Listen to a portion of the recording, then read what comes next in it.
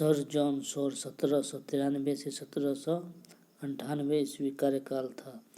इसने अहस्तक्षेप की नीति अपनाई थी। लॉर्ड वेल्लेसली, इसका कार्यकाल 1798 से 1805 ईस्वी था। लॉर्ड वेल्लेसली इस सहायक संधि के पद्धति शुरुआत की। भारत में सहायक संधि का प्रयोग वेल्लेसली से पूर्व फ्रांसीसी गवर्नर डुप्ले ने किया था।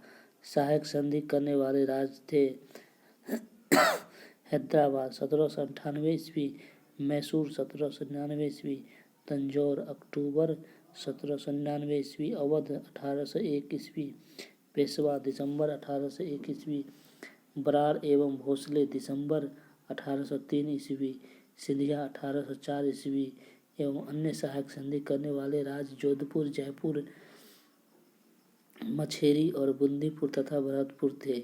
इसी के समय टीपू सुल्तान ने चौथे आंग्ला मैसूर युद्ध 1799 में मारा गया था। इसी ने कलकत्ता में नागरिक सेवा में भर्ती करने के लिए युवक को प्रशिक्षित करने के लिए फोर्ट विलियम कॉलेज की स्थापना किया था। लॉर्ड वेल्लेसली ने फोर्ट विलियम कॉलेज की स्थापना किया था और लॉर्ड वेल्लेसली के कार्यकाल में ही चौथे आंग्ला मैसूर युद्ध 1799 में टीपू सुल्तान की ये युद्ध में मारा गया था।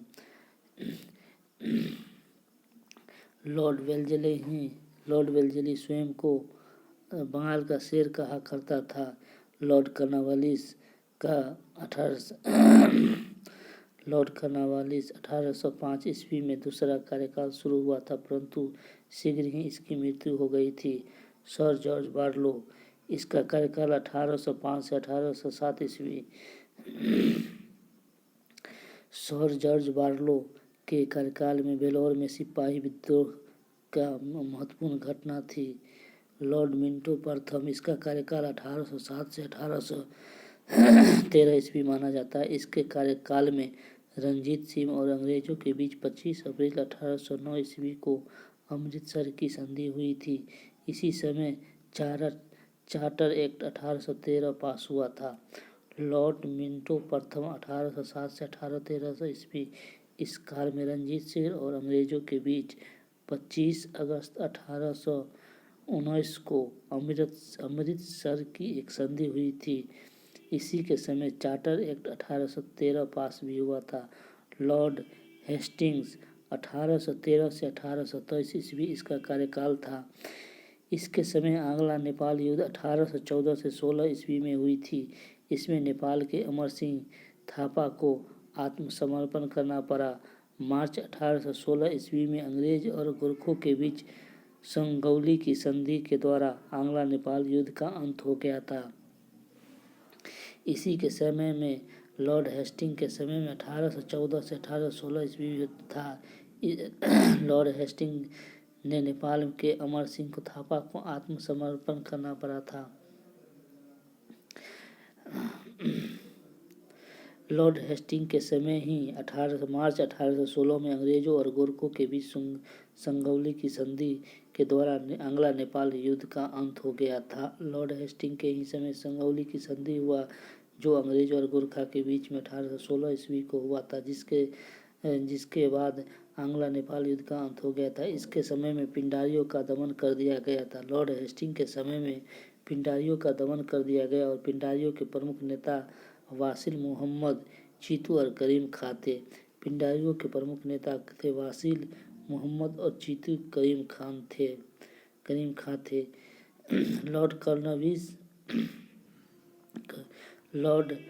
लॉर्ड हेस्टिंग्स मराठों की शक्ति को अंतिम रूप से नष्ट कर दिया था। लॉर्ड हेस्टिंग ने प्रेस पर लगे प्रतिबंध को समाप्त कर प्रेस के मार्गदर्शन के लिए नियम बनाए थे।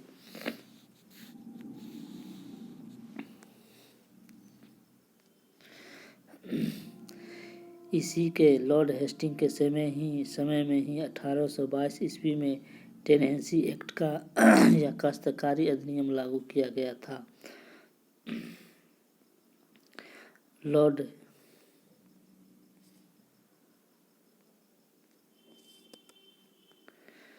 लॉर्ड एमहर्स्टन का कार्यकाल